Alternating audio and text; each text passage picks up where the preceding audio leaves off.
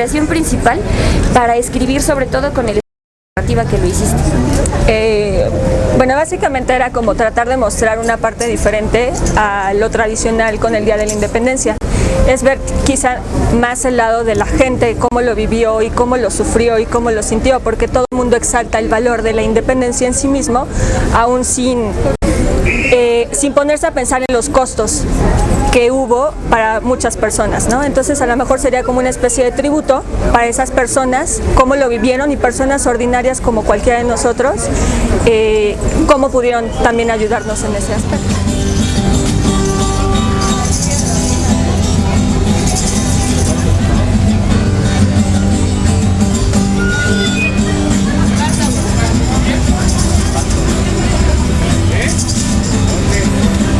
Muy buen provecho.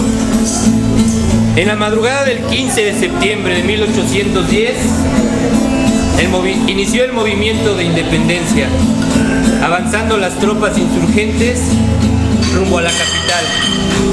El 30 de octubre del mismo año llegaron cerca de Coajimalpa. Era la víspera de Todos Santos. Estábamos preparando las ofrendas para los difuntitos. Esa mañana hacía harto frío.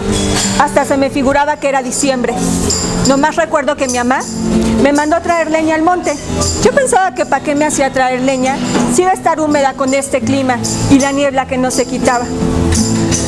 Eso estaba pensando cuando de pronto oí a lo lejos un griterío y se me figuró que eran las voces de harta gente. Por eso, bien despacito, fui y me asomé a la loma para ver qué pasaba. Había un montonal de gente. Venían, según se me figuró, de rumbo de Toluca. Estaban deteniéndose a hacer su campamento. Solo se veía el humito de los fogones y los braseros en los que las señoras estaban preparando las tortillas, y hartos hombres que se tiraban donde cayeran a dormir. Ahora que lo pienso, se veían rete tristes, como quien está agonizando a punto de muerte. Sabrá Dios qué estaba pensando. Regresé corriendo con mi mamá para contarle lo que había visto. No me creyó nada, aunque se lo haya jurado por la Virgencita, de veras. Aún así, se lo contó a mi papá, y él junto con mi tío y otros del pueblo fueron para ver qué quería tanto gentío. Regresaron luego de un ratote y con la novedad de que el mero cura Hidalgo ya había oído de él, pero quién fuera a creer que iba a estar aquí en el pueblo. Mi tío estaba emocionado, hablaba con todos los del pueblo, nos decía que por fin íbamos a tener una patria, que por fin íbamos a ser independientes y que todo iba a cambiar para mejor, que por eso luchaba el cura Hidalgo, que luchaba por nosotros. Muchos del pueblo se contagiaron con las cosas tan bonitas que decía mi tío Salustio. Otros lo miraban rete feo. Se me figuraba que iban a matarlo nomás por andar diciendo esas cosas. Mi mamá me llamó para que fuera a pastorear las borregas. Y ya no supe qué más pasó en el pueblo. Ya en la tarde me fue a buscar, que es que no sabía dónde andaba. ¿Cómo dónde voy a andar? Si ella me mandó a pastorear las borregas. Mi mamá se veía rete preocupada. Tenía una cara de desconsuelo que no podía con ella. Le pregunté que por qué se veía así y no me quiso decir. Mi mamá luego es bien rara. Nomás me dijo que ahora íbamos a llevar las borregas a encerrar con la tía Queta y que ahí pasaríamos la noche. Cenamos bien rico, unos frijolitos charros con cafecito de la olla, y apenas apareció la luna, nos fuimos a acostar. Yo no podía dormir. Pensé que era porque a mí me había tocado en el petate, pero al chico rato me di cuenta que nadie podía. Mi tía Queta nomás daba vueltas y mi mamá como que lloraba, sepa Dios. Cuando comenzó a aclarar, mi mamá ya se había levantado y salía deprisa rumbo para el pueblo. Nomás le encargó a mi tía que cuando hubiera más luz me llevara. Sepa que ahora llegamos al pueblo, ya toda la gente estaba reunida, pero se veían raros, como oídos. Encontramos a mi mamá cerca de la iglesia. Otra vez tenía esa cara de angustia, pero no pudo más y que se nos suelte en su ahogado. Pues resulta que mi papá, mi tío y otros del pueblo se habían juntado con la gente que traía el cura Hidalgo y que se habían ido rumbo para la capital. Cuando mi mamá me dijo eso, sentí feo y bonito a la vez. Mi papá había ido a pelear por nosotros, pero no sabía cuándo iba a volver, ni siquiera se había despedido de mí. Cerca del mediodía llegó un carro con don Anastasio, que regresaba de San Pedro, allá en Coajimalpa. En cuanto mi mamá se enteró, que fue corriendo para saber qué noticias traía de la gente que se había ido con el cura. Don Anastasio nos soltó las cosas de sopetón. Tenía una cara de espantado y nos contó que casi le había tocado estar en la batalla allá en la Marquesa y Salazar. Otro poquito y no la cuenta. Hasta tuvo que esconderse porque cuando empezó la batalla, él estaba re cerquita.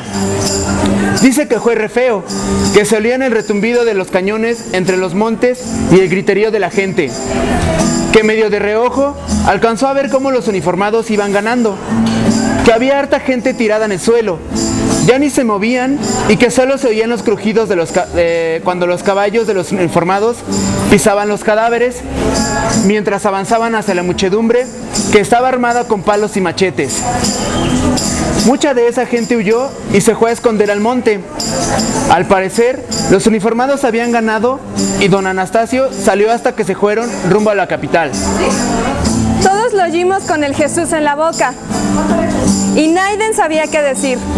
Las señoras nomás rezaban o lloraban o se persinaban. Yo me preguntaba cómo estaría mi papá y mi tío.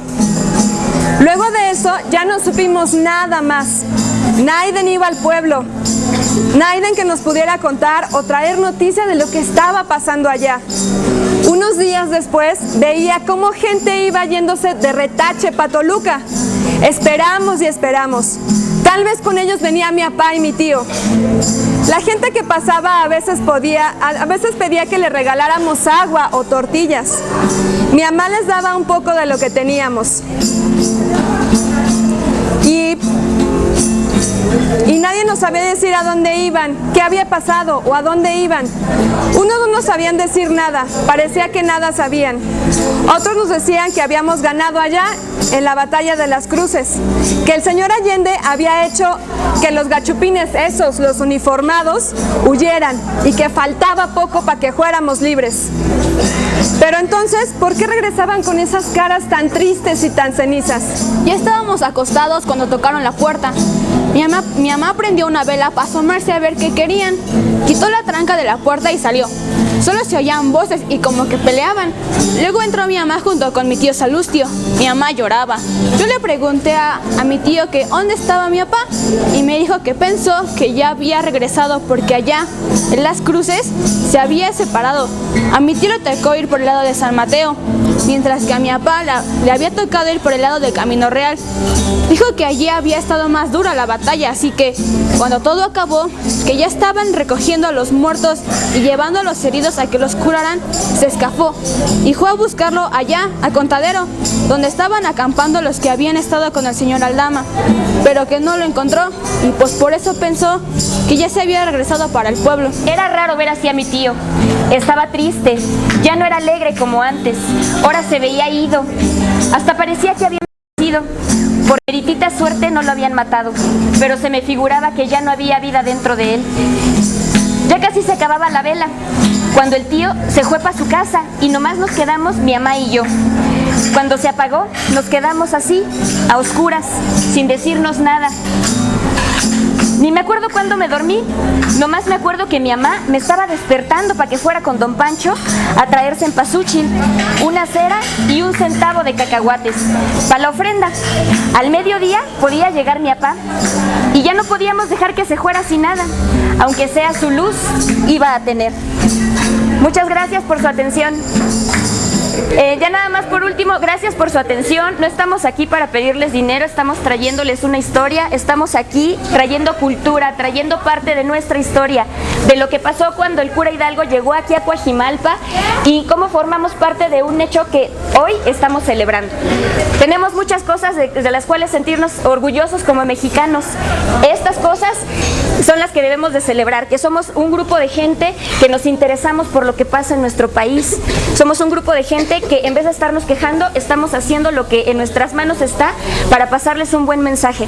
De verdad, disfruten estas fiestas patrias, disfrútenlas con responsabilidad, disfrútenlas con conciencia y pues ojalá y que se acerquen mucho más a la cultura, a los libros. Eso es lo que estamos tratando de hacer, que la gente lea, que la gente se acerque a la literatura porque es otro mundo. Muchas gracias. Hasta luego.